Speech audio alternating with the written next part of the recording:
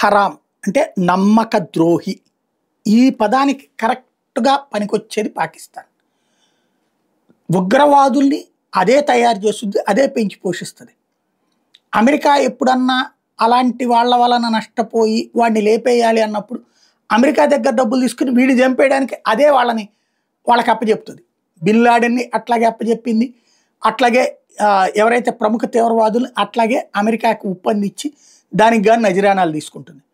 అట్లాగే ఇప్పుడు ఇరాన్ మీద జరుగుతున్నటువంటి ఇజ్రాయెల్ యుద్ధంలో ఇంటెలిజెన్స్ సమాచారం తమ దగ్గర ఉన్నటువంటి ఇరాన్‌కి సంబంధించినటువంటి కొంత సమాచారాన్ని పాకిస్తాన్ ఇంటెలిజెన్స్ అమెరికాకు అమ్ముకుంది.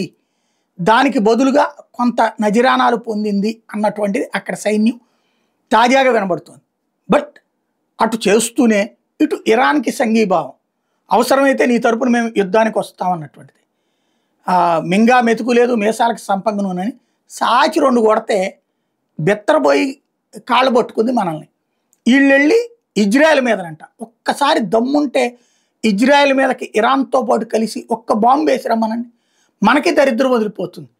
పాకిస్తాన్ కూడా ఒక తాట తీసి వదిలిపెడుతుంది. ఒక్క దెబ్బకి సర్వనాశనం చేసి వదిలిపెడతాయి.